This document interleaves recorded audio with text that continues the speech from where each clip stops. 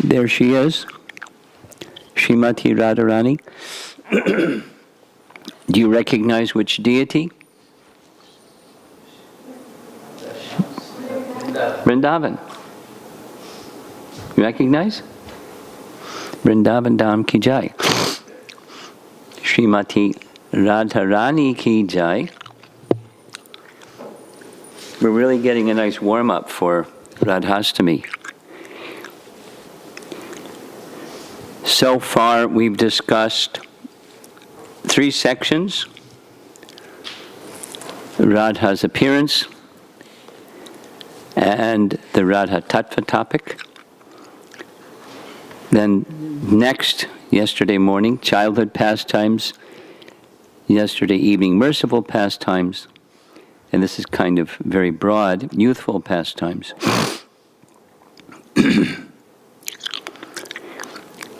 There's many, so we'll cover a few of Radharani's youthful pastimes. And we're going to start with Kokilavan. What's Kokilavan? What's Kokila? Cuckoo bird. Kokila, kokila, kokila, cuckoo bird. And on the east side, I think that's the direction, there's, even to this day, a large forest, still forested, not deforested yet, where there are many kokila birds. And it was abundant with kokila birds during Krishna's time at Yavat. So a little background. When Radharani married, so-called married and so-called husband, Abhimanyu, her father, Vrishabhanu, built a very wonderful palace for Radha with a special feature. In the roof, there was a dome, and during evening hours she could gaze at the moonlight from that dome. There's 2 descriptions that are made of this marriage. One is found in Garga Samhita, where it narrates Krishna's marriage to all the gopis during that 1 year when he became the son of each of the elder gopis. The Brahma Vimohan Leela, 1 year, Krishna was a cowherd boy for each of the parents because they desired. Krishna fulfilled their desire. They didn't recognize, because Krishna was identical with their sons. What mother doesn't recognize, this is my son, and that's not my son? But Krishna had made an exact replica, so much the mothers didn't recognize this wasn't their son, other than they felt a love for Krishna as their son that they would normally feel for Krishna.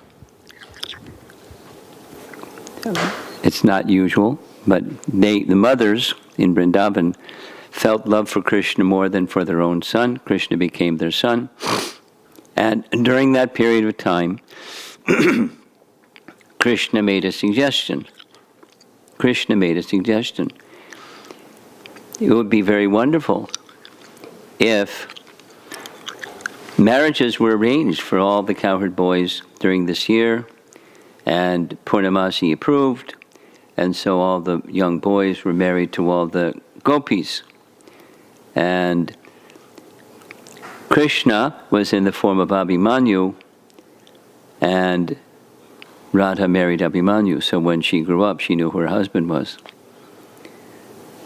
And Vrishabhanu built the palace for Abhimanyu and Radha. That's a Garga Samhita explanation.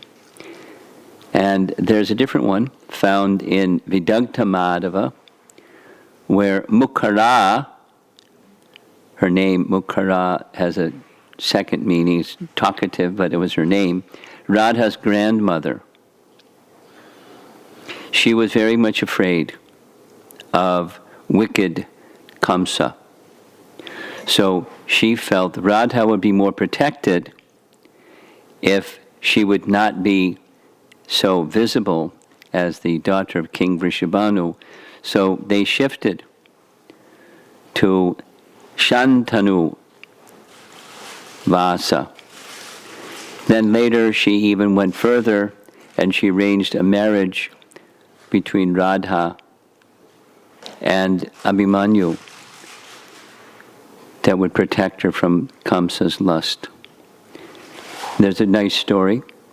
Maybe you've heard this nice story. Somebody told Krishna, there was a wedding. Here's some nice prasad from the wedding. So Krishna bit into the nice prasad, said, oh, this is very good. I didn't hear there was a marriage. Who was married? And the person said, Radha married Abhimanyu. And Krishna spit out the laddu, Vidagta Madhava, after they were married, Vidagta Madhava. So it's a so-called marriage, and we'll speak something about the so-called marriage topic. There's a little image of Mukhara. So when you see her face again, you know who she is. That's Radha Rani's grandmother.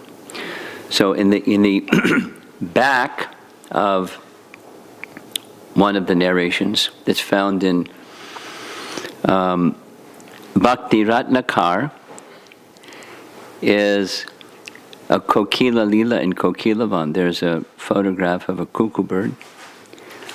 And Krishna, feeling separation from Radha, went into the Kokilavan forest.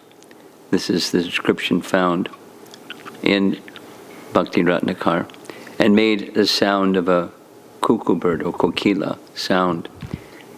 And as we discussed yesterday evening, like when one peacock makes the peacock sound, then all the other peacocks join the chorus. So all the peacocks, all the kokila birds in the kokila forest started singing and singing and singing. And that's unusual because normally it's during the daytime and now they were singing in the nighttime. So Radha Rani understood what the meaning was. And Lalita understood what the meaning was. So Lalita said to Jatila, oh, here are those kokila birds. May we have your permission to go listen closely to the kokila birds? He said, sure, very unusual. Go ahead. So Radha and her gopi friends went to the kokila forest to search out Krishna, and sure enough, there was Krishna, along with many kokila birds, making their kokila sound, the cuckoo sound. And the author of Bhakti Ratnakar honors this place. It's very, very special for a rendezvous place for Radha and Krishna. There's a different pastime found in Ujjvala Nilamani. Ujjvala Nilamani is a writing of Rupa Goswami, where clever Krishna one night entered into the courtyard of Abhimanyu's home or palace and climbed a pilu tree in the courtyard. And he started making a kokila sound. Radharani understood. And Jatila suspected foul play because kokila birds don't make their sound in the evening. So she came out with a stick and started banging the stick on the ground. Who was there? Because she had bad eyesight, and she was looking and looking and looking, but couldn't see because she had bad eyesight. And so she said very harsh things. Whoever it is, you're a rascal. if I catch you, you're finished, and those kinds of heavy things. Then she fell asleep at the base of the pilu tree, the Ujjvala Nilamani. And when she fell asleep, then Krishna started making his kokila sound again, and Radharani understood exactly what Krishna was doing, and they were able to speak with one another until the morning time came. Krishna slipped down the pilu tree and snuck out the front gate, and everything was okay. Abhimanyu returned home the next morning, and he found his mother asleep underneath the pilu tree, and he asked her, "What are you doing?" And she explained what she was doing. She heard a sound from a kokila bird at night, and kokila birds don't sing at night, and so it was some kind of foul play. And Abhimanyu at this time said, "Mother, you need not worry, but if you worry like this, then here's what I'll do. I'll lock the gate." So the second night, when Krishna came to repeat his pastime, imitating the sound of the kokila bird, the gate was locked. So what did he do? Outside, there's another type of tree, according to Ujjvala Nilamani, a berry tree. I had to look it up. A berry tree is an Indian plum tree. So he went underneath, didn't climb up, he went underneath the berry plum tree, and he called out in his kokila voice. But Radharani couldn't get out because the door was locked, the gate was locked. So the whole night he spent very sadly outside, calling Radharani as if he's a kokila bird.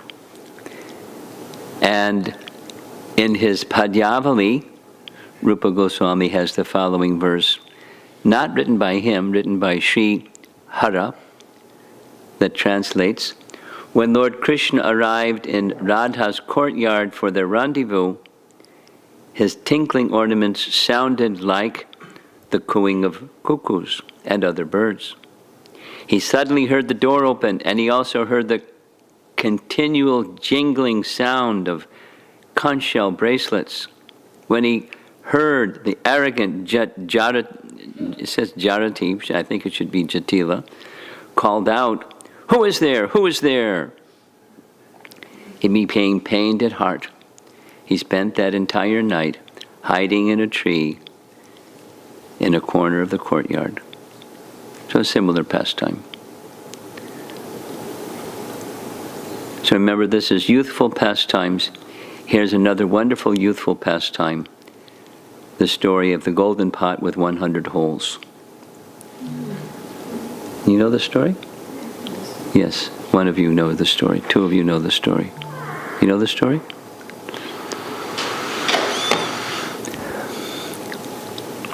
Jatila began openly criticizing Krishna with her suspicions that Krishna was up to no good, and he was compromising Radharani's impeccable character and behavior and conduct. And Krishna heard this criticism, and it was obstructing his meeting with Srimati Radharani. So what did Krishna do? Krishna consulted Purnamasi. When in doubt, you consult Purnamasi. Yogamaya personified. And they made a plan how to stop rumors about Radharani. And the plan goes like this.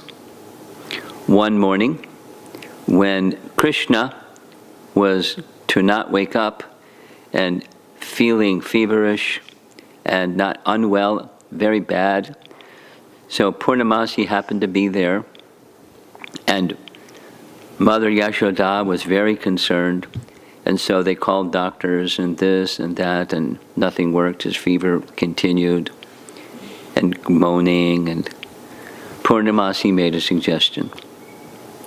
Since none of the usual methods of cure of fever seem to be working, I have a suggestion. And everyone listens because she's Purnamasi. She said, the suggestion I have is I know some very special mantras that can cure Krishna's fever. Along with the mantras, something that's required is Jamuna water. But the Jamuna water has to be brought to Krishna here by a perfectly pure lady. And how that perfectly pure lady can bring the water is in a pot that has 100 holes. And a perfectly pure lady, the 100 holes pot, the water won't drain. So she brought them to the river Jamuna, many, many, many ladies, and she showed them how it works. The mantras were mantras for the sun god, because worshipping the sun helps health, and Jamuna water, carried in a golden pot with 100 holes by a perfectly chaste woman. So she went to the river Jamuna. She dipped the golden pot into the river Jamuna and showed that it would leak. Then she turned to all the ladies. So who's that lady who can fill the pot with 100 holes and it won't leak? It has to be a perfectly chaste lady. It's a nice story. So none of the ladies wanted to be embarrassed.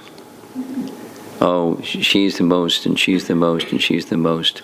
Finally, they suggested Radha Rani's sister-in-law, Katila.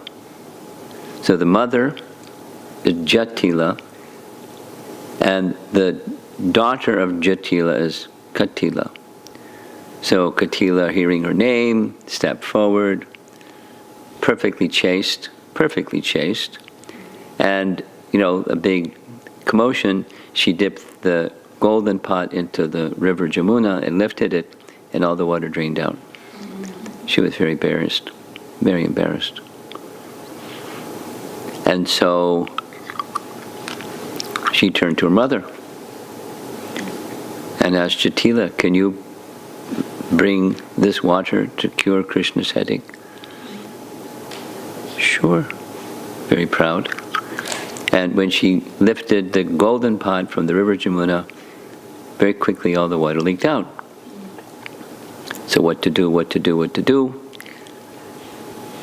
Vrinda Devi stepped forward and said, I have a solution. We can ask Radha Rani. She's perfectly chaste. And she has so many other good qualities, and listed her so many other good qualities. And they all turned to Radha Rani. And Radha Rani was shy, not wanting to be in the spotlight. But after much coaxing, she consented. She took the golden pot, and all the water stayed in the golden pot. And then the golden pot was brought back to Nandagram, and Purnamasi sprinkled some of that water upon Krishna's body, chanting her mantras for the sun. And Krishna opened his eyes. Krishna sat up and smiled and said, I'm hungry. Is there something to eat? Because that's a sign the fever is over. You have hunger again.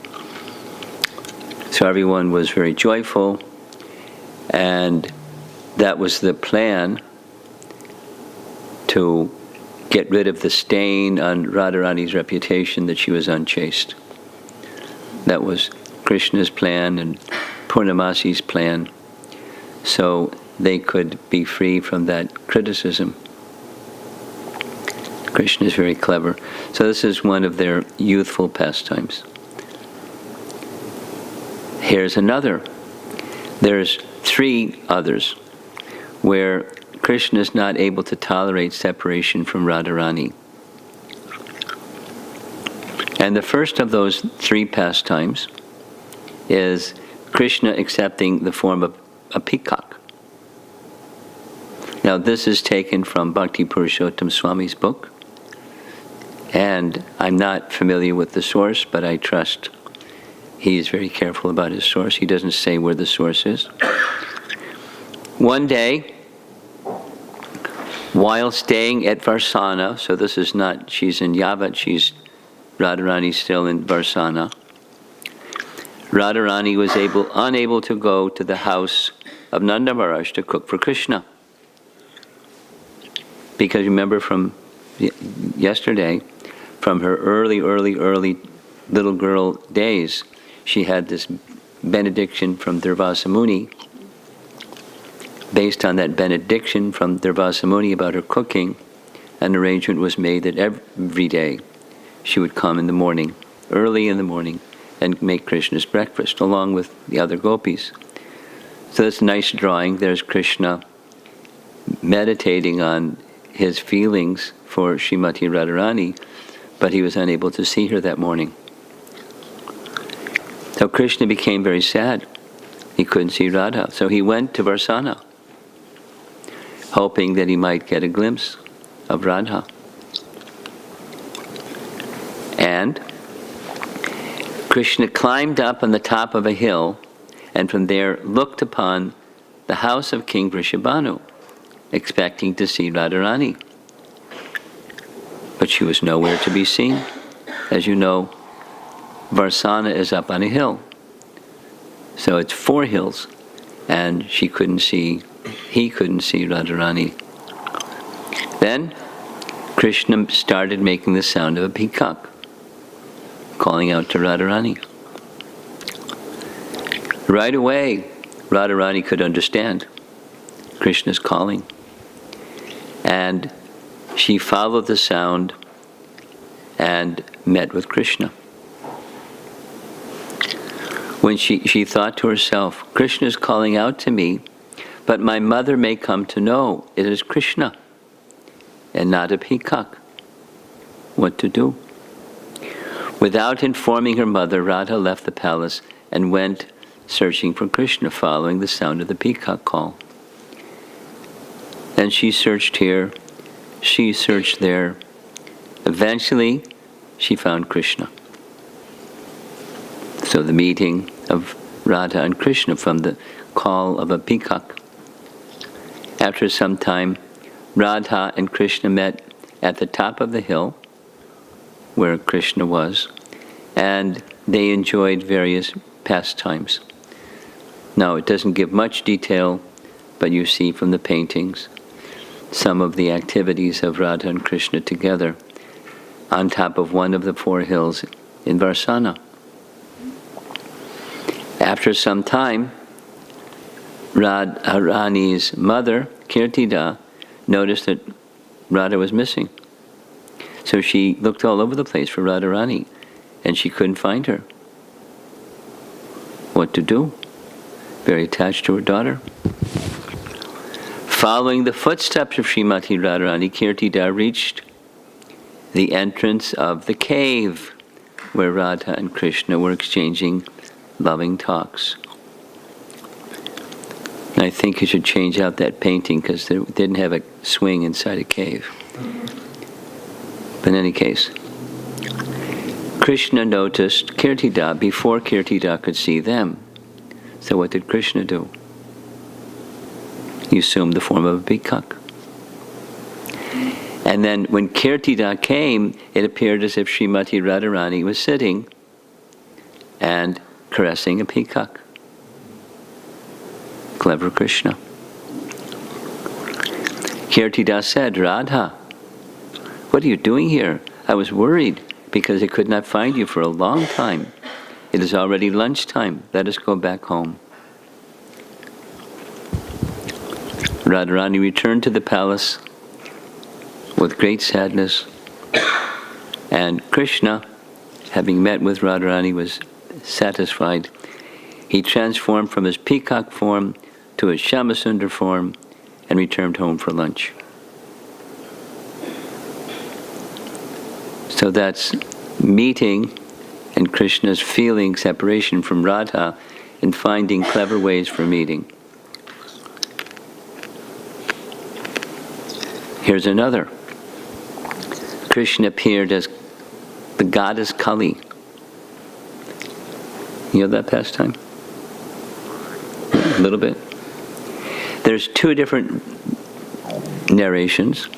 One is at Yavat, and the other is at Shamakund. So we're going to do the Shamakund version. This is taken directly from Bhakti Purushottam Maharaj's book. It was the month of Magh.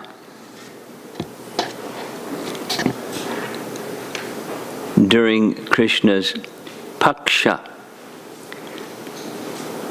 youth. After finishing his daily activities, like milking the cows, playing kabaddi, taking bath, and eating, Krishna went to Vrindavan to graze the cows along with his cowherd friends. After some time, Krishna left the cowherds and went for a walk in the forest with Madhu Mangal. He was enjoying the beautiful flowers of Vasant season, the king of all seasons, spring. Krishna was eager to meet with Radha Rani. When he saw the beauty of the trees with newly sprouted leaves and flowers of spring, Krishna started to play on his flute, standing in his threefold bending form under the Keli Kadamba tree at the bank of the river Jamuna, calling the name of Radha with his flute. When Radha Rani heard the sweet sound of Vangshi, she was very eager to meet with Krishna. She had cooked varieties of sweets and cakes for Krishna, and had prepared chandan and flower garlands for Krishna.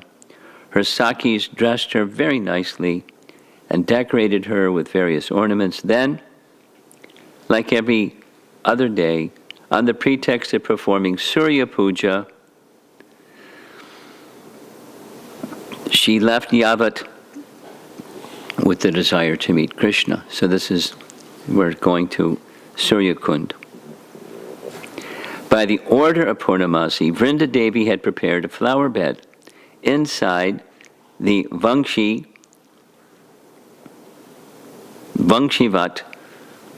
Kunj. It's a banyan tree by the side of Surya Kund. Krishna saw Vrinda Devi and told her, "O Vrinde, the beauty of Vasanta, the king of all seasons, and the beauty of the forest and flowers are increasing my eagerness to meet with Radharani. Please arrange my meeting with her. I have called her by playing my Vangshi. I hope she will come very soon." Vrinda Devi said, "Whatever you have ordered, I will do immediately. I will bring Radha very soon. Please come inside the Kunj and wait." After some time, Radharani arrived with Lalita and the other Sakis. Krishna was very happy to see Sri Radha. Lalita and Vishaka arranged Radharani to sit on the left side of Krishna on the flower bed. Then they smeared chandan on their bodies and decorated them with flower garlands. Lalita offered arati, while other Sakis sang and clapped their hands. After offering a ghee lamp, they fanned both Sri Krishna and Radharani with a cloud-like chamara. Then, with the auspicious Ulu Dvani, you know what that is? Ulu Dvani? Ladies make an ulu sound where their tongue goes back and forth.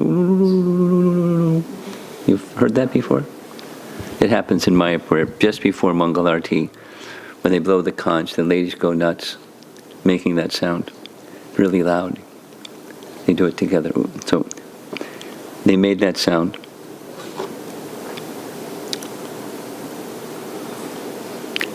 All the Sakis offered Pushpanjali to Kishora and Kishori. While Radha Rani and Sri Krishna were thus enjoying their blissful pastimes, Kutila,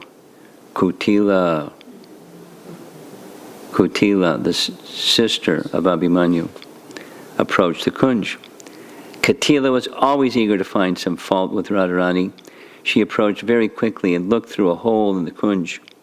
There she saw Radha and Sri Krishna sitting together on the flower bed.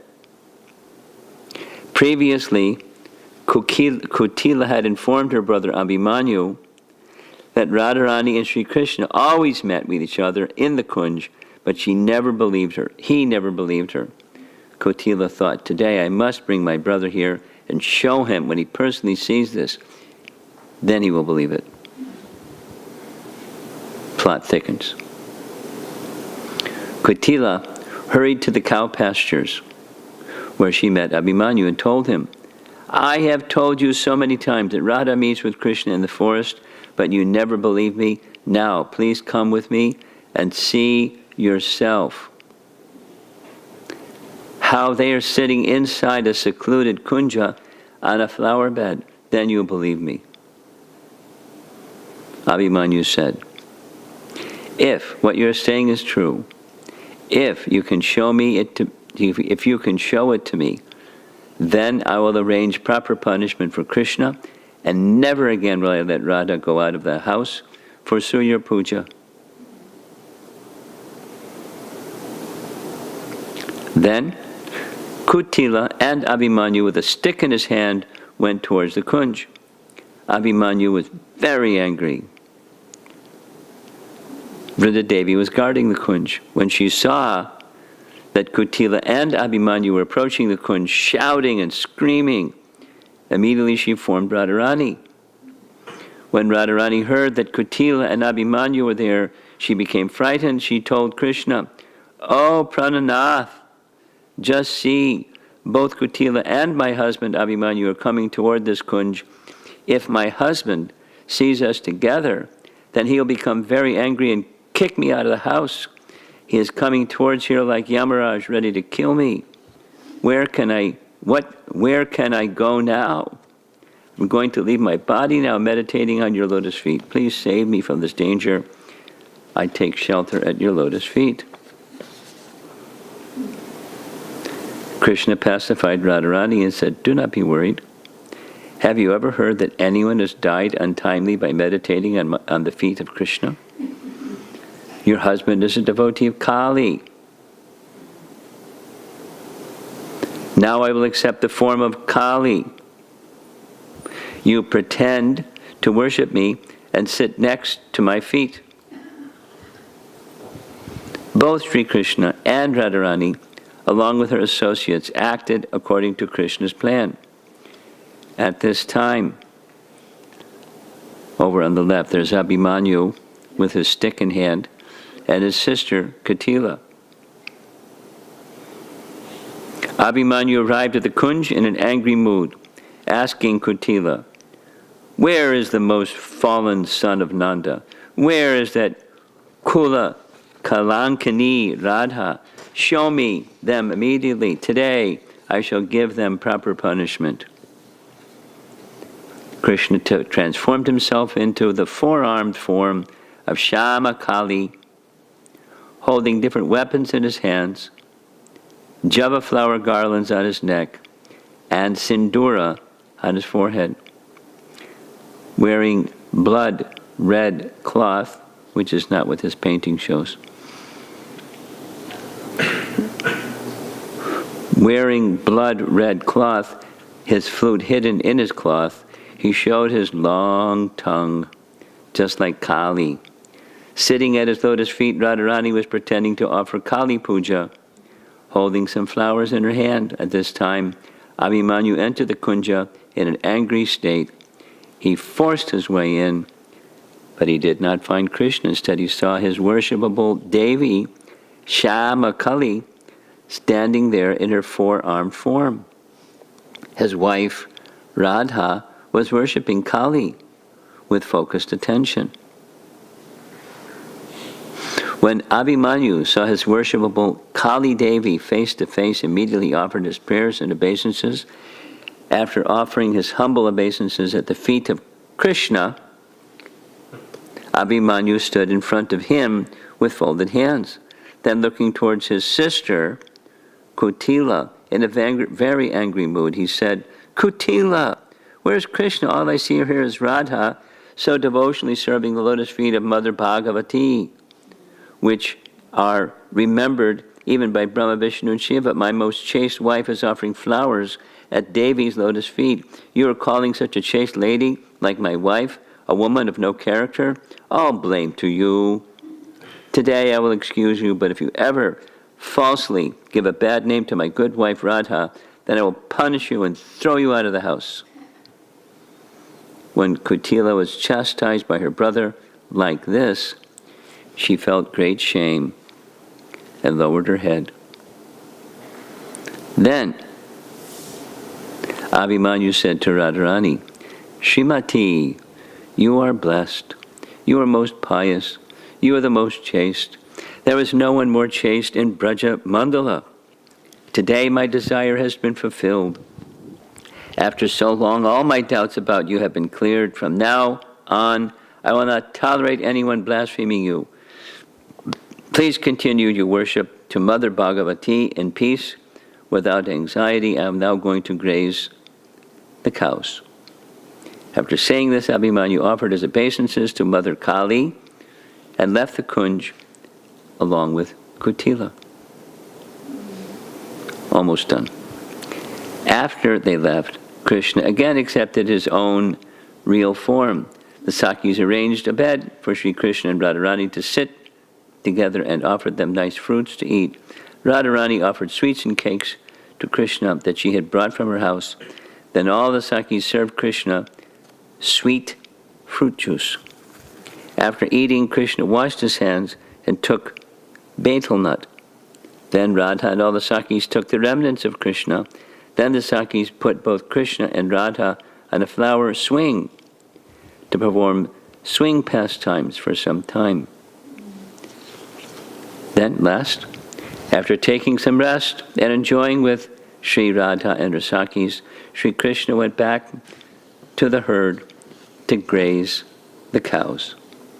Radha Rani went to Surya Kund for puja along with all her Sakis. After finishing her puja, she returned to Yavat. So Krishna takes the form of Kali. Here's some other paintings. There's with his tongue stuck out. In the background again is Abhimanyu and Kutila. And this particular form of Kali, he has somebody's chopped head in his hand, or her hand. And this is similar but different. This is Goddess Kali by the side of Govardhan Hill, where Radha and Krishna are worshipping. So it's a little different pastime. And here's another similar. Now, in Yavat, some of you will one day visit Yavat, I'm sure, and you'll see along the back side of the temple the deities pictured here. Here's Kali with her tongue sticking out. What's that sound? Somebody's phone?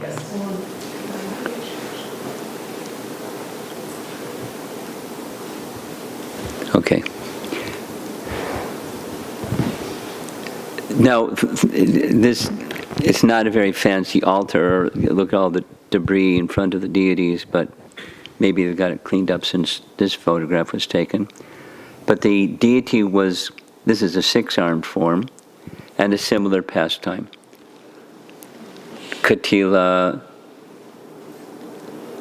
saw Radha and Krishna together on the backside of their palace in Yavat. She informed Abhimanyu. When Abhimanyu came, Radharani was anxiety. Krishna transformed himself into the form of Kali, saw Radharani worshipping him in Kali, and he was very pleased. So after some time, because of this pastime at Yavat, they installed, the local pujaris or whoever, installed this deity of goddess Kali, being worshipped by Kali's side, by Srimati Radharani, knowing that it was actually Krishna.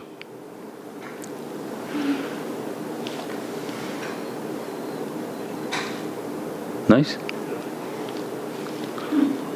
Transcendental pastimes, where Krishna, by his making endeavors to satisfy his feelings of separation from Radharani, a difficult situation is created and Krishna resolves the difficult situation. He in his pastimes, he's just enjoying transcendental pastimes in so many varieties of ways. Here's another well-known pastime. Krishna hides inside a box to meet Radharani. This is from directly from a book written by Vishwanath Chakravarti Thakur. It's entitled Pranks. And there's 4 pranks, and this is one of those 4 pranks. And the narration goes like this. One day, to read the whole thing, it's kind of long, so I won't read the whole thing. But the way that it's composed is very sweet, because Vishwanath Chakravarti Thakur's a relisher of sweetness. The scene opens with in Nandagram, where Mother Yasoda is packing a box, a large box, very large box. And Krishna comes to ask his mother, "What are you doing?" And she, little boy, I'm busy.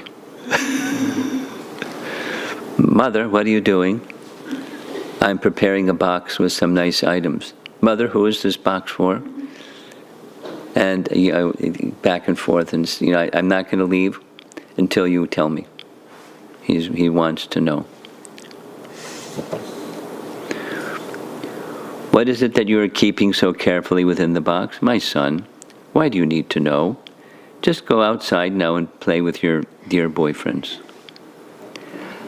"I really want to know what you're doing. If you don't tell me, I will not leave this room. Within this box, I am putting sandalwood sticks, jeweled pollen of camphor, lotus, musk, red kumkum powder for making nice scented body ointments, and for making different kinds of dresses. I'm packing extremely valuable cloth, waist ornaments made of tiny tinkling bells, earrings, bangles, uncommonly rare lapis lazuli gems, emeralds, and pearls." Krishna, all these things you're packing in the box, are they for me? Or are they meant for my brother, Balaram? "My delightful son, I will tell you if you will listen. There is another box that I've already prepared for you, and is much bigger than this one. It is filled with very valuable jewels and cloth. I have also prepared a similar one for your brother, Balaram." Krishna, if you're not preparing this box for me, or for my brother Balaram, then who are you preparing it for anyway? Who is such a dear object of your affection? It's very sweet. Just as Yasoda, just as Providence has bestowed you upon me as a result of my meritorious activities performed in the past, in the same way, there is one daughter here in Gokula who is like the medicine that sustains my very life. She is just like soothing camphor for my otherwise burning eyes. It is her clothing and ornaments that I'm keeping in this box. Lord Brahma has created many different feminine qualities, such as beauty, good behavior, devotion to superiors, shyness, simplicity, humility, and so on. There is one girl who, is such that when all these good qualities take shelter of her, then only can they become great. Usually, if ordinary girls take shelter of such feminine qualities, then the girls become great. But there is one girl who is so wonderful that when all those good womanly qualities take shelter of her, then the qualities themselves become truly glorious. This is most amazing. This girl's name, Sri Radha. For it is her that I have natural love and affection. So Krishna hears Radha's name, and his whole body starts to erupt in ecstasy, and he tries to hide it with his cloth. And he continues asking questions. Who is this girl? Whose daughter is she? And where does she live? How is it that you have such intense love and affection for her? Kindly explain everything to me. Now, Radha Rani's cooking breakfast for him every day, but he's playing dumb. My dear son, listen. From the jewel mine of my girlfriend's Kirtida womb has arisen a sinless, matchless jewel of a daughter. By the shimmering waves of this jewel's aura, she is illuminating the sun itself. Usually the sun makes ordinary jewels shine brightly, but this daughter jewel, born to Kirtida and Maharaj Rishabhanu, is so effulgent that her aura makes even the brightest summer sun perk up and shine still more brightly. It's just so sweet. I mean, you have to read it. This girl is verily the personified austerities of King Rishabhanu, and she lives at the palace that he made for her at Yavat, along with her husband, Abhimanyu. But just now her husband has arrived here at our home in Nandagram. He is outside with your father, Nanda Maharaj, tending to some household affairs. When Abhimanyu comes to this inner chamber to see me before leaving, I will tell him in sweet words, "Oh, Abhimanyu, please take this box yourself and, carrying it back to your home, kindly offer it to your good wife, Sri Radha." So the conversation is going on. As the conversation is going on, a maidservant of Mother Jasoda named Lavanga Latika, enters to the scene. And she announces, "Two goldsmiths whom you have called for have just arrived outside." So it's a break. Yasoda turns to Dhanishta, says, "I'm going outside for a few minutes. Please watch carefully and make sure everything in the box is safe." Yasoda leaves. Dhanishta is overseeing the box. Clever Krishna, headed by Subal and his friends, arrive on the scene. In topmost bliss, Krishna has a little discussion with them. Then, taking the box to a solitary place, they open it up, removing all the jewels, clothing, and ornaments, and entrusting it all to Dhanishta's hands. Krishna then climbs into the box. Subal and the other boys close the lid and place the box just as it was before. So Dhanishta has all the items, and Krishna's in the box with the lid closed. A little while later, Yasoda returns. The dull-witted Abhimanyu comes to offer his respects to Yasoda before he returns home to Yavat. Seeing Abhimanyu bow down, Sri Yasoda inquires about his welfare and then instructs him. Now there's some poetry, and it appears 3 times. So she speaks to Abhimanyu and gives a certain message that Abhimanyu is to repeat. So he repeats it, and then again later he repeats it. So it's kind of like a refrain. So here's the refrain. It's Yasoda's message to Jatila. Oh, you who gives pleasure to my eyes, O you who bestows fame and glory upon Kirtita, O Radhe. This is a box for Radha. Within this box I have sent you an extremely brilliant aura. It consists of ornaments just befitting your body, and I'm sure that you will cherish them to the utmost by all of these dear things. It's indirect, it's Krishna's inside, not the ornaments, but Krishna's the ornament. May you become radiantly decorated every day, thus achieving great fortune and happiness. May you become enthused with newer life forever and ever. Abhimanyu likes the message, and he puts the box on top of his head, and he's in ecstasy thinking, because he's a materialistic kind of person, I'm going to have wealth now. Krishna's inside the box chuckling, having prankish fun, which is the title of the whole narration. So Abhimanyu is thinking how he's going to become rich, and just like his good friend Govardhan Malla, who's become rich. Govardhan Malla is the father of Chandravali. You know who's Chandravali? Chandravali is the competitor gopi. Radha is the left wing. Chandravali is the right wing. In her, she has her gopi friends. Chandravali is the competitor to Radha. So Chandravali's father is Govardhan Malla, and Abhimanyu is thinking, just as Govardhan Malla has become rich, I'll also become rich. I will have the goddess of fortune fixed permanently in my house. So he's thinking he's going to get some really good wealth, gifted by Yasoda to his beloved Radha Rani. So he comes back and recites the same refrain that Yasoda wants him to deliver to Radha. So he says it to Jatila.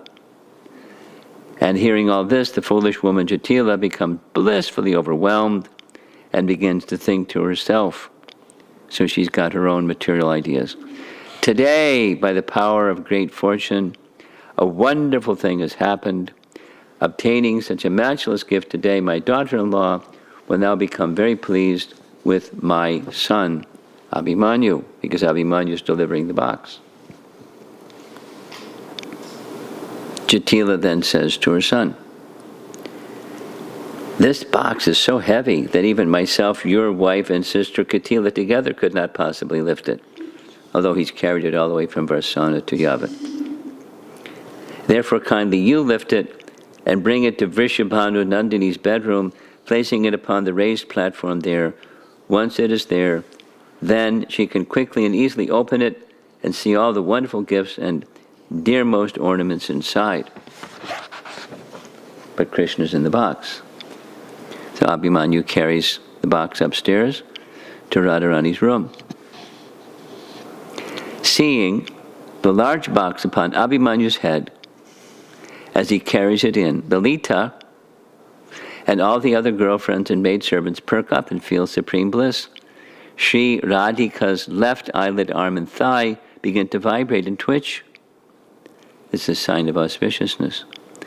So Radharani speaks to Lalita. I'm feeling these symptoms. And whatever it is that's causing these symptoms, it must be very wonderful and very auspicious.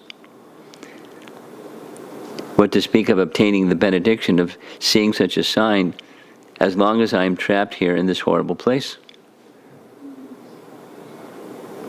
Lalita, Sri Radhe, I can only guess that within this box is a most fascinating Manohara ornament. Manohara means steals the mind. Manohara, steals the mind ornament. Your limbs twitched as an auspicious indication of obtaining such a rare gift, my dearest girlfriend. This type of twitching is only indicative of obtaining the absolute zenith of good fortune. So Radha sells more her mind, this, and so forth and so on. Radharani, Lalita have conversation. Abhimanyu brings the box in, places it on the raised platform, just as Jatila had said, and then he leaves. Then the girls start wondering, what's in this box? What's in this box? Slowly they open the cover of the box, and suddenly the moon-like Sri Krishna suddenly springs out of the box and stands upright. Haribo! Seeing him there, instead of valuable clothing, ornaments, and cosmetics, all the girls who are surrounding the box exclaim, "Aha! Oh my goodness! What is this? Oh!" as they clap their hands, joyfully laughing and giggling. Sri Krishna, the abode of all artistries, feels satisfied in his own prestige, exhibiting majestic motions of such a mild and soft and gentle manner. Lalita is a contrarian. Lalita says to Radha, this so-called decoration has come is indeed glorious. Your husband who brought it is also glorious. Sri Yashoda who sent it is also glorious. And her message to you, oh, Radhe, may you become decorated by what I am sending, is also glorious. And this house, the place where this box is sporting, is also glorious. My dear friend, Sri Radha, you have been ordered by Yashoda. You should become decorated by that which I have sent. That order was also repeated by your husband and mother-in-law. Therefore, strictly following the order of your three superiors, proclaim your own ideal behavior to the world by such practice of righteous etiquette. In other words, just become decorated with the jeweled ornament that was sent in the box, and thus dutifully honor the order of your three superiors. Radha becomes very embarrassed, and she blushes. My dear Lalita, a rascal thief has stolen all the clothes and ornaments that were given to me by Mother Yasoda. Taking them out of the box, he has kept them in some other place while keeping himself hidden within the box. Go right now and explain all this to my mother-in-law Jatila, and quickly bring her here. Then Lalita says, "O clandestine rendezvous lover of Radha, rascal carried by Abhimanyu, you rode on Abhimanyu's head in order to rendezvous with his wife, Sri Radhika. By doing this, are you desirous of seeing the earth become completely bereft of all chaste women? Well, all right, what's done is done. But now you should immediately return all the cloth and jewels that you stole from inside the box. If not, then by bringing Jatila here, I will expose the real truth of your fame and glory." Krishna, clever Krishna says, "My dear Lalita, girlfriend Radha Rani is very crooked, and she is extremely skilled in serving her own selfish purposes. I entered this box while playing at home, and your girlfriend sends her husband to forcibly carry me away and the box, bringing me here just to be framed with this bogus accusation." Then he continued, this is the end. "My dear Radhe, I became fascinated by smelling the natural wooden fragrance of this box, sending all of the items it contained to you via Dhanishta. I then climbed into the box just to make myself nicely scented. Right at that moment, your husband happened to come along by chance and brought me here.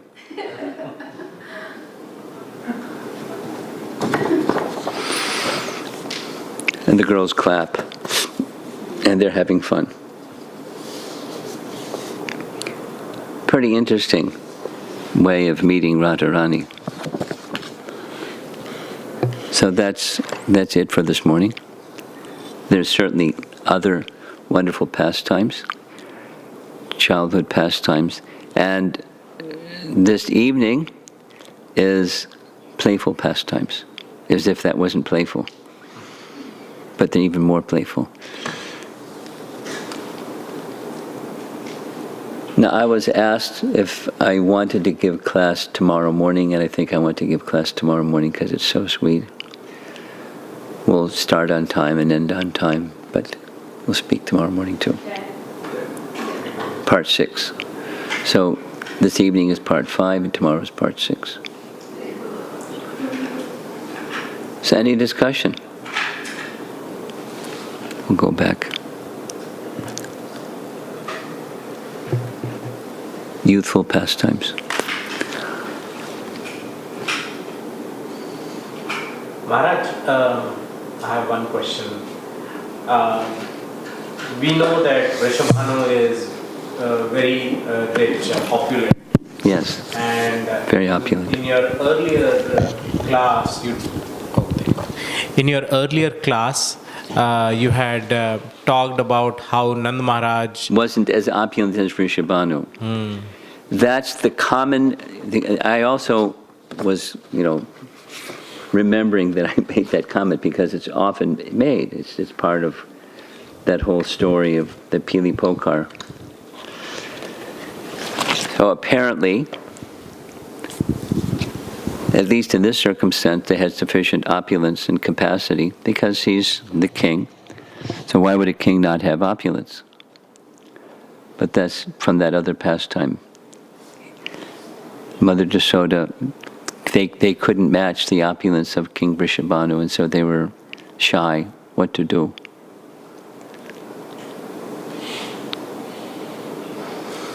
You listen carefully, that's good. You have something? No. Yes, behind you. Hare Krishna Guru Maharaj. Maharaj, do we know who the parents of Chandravali are? Where's the sound amplification? Okay, go ahead. Do we know who the parents of Chandravali are? Do I know what? The parents of Chandravali. The parents of Chandravali? Not offhand. I could research, but I don't know it offhand.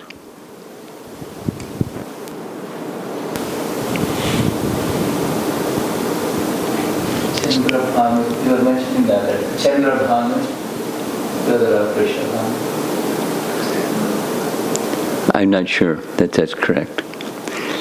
Govardhan Mala, so is her father Chandrabhanu? And so they named the daughter Chandravali? That's what you're suggesting? That's your memory? Yeah, from the past time. Chandrabhanu is father of Chandravali. Chandrabhanu is the father of Chandravali. Yes, Maharaj, that's familiar. Yeah, I think I'm recollecting now too. Makes sense. Yeah. That's the registers. And the name of her mother, I don't recall. A lot of names to wire. Srila Prabhupada ki, Srimati Radha Rani ki.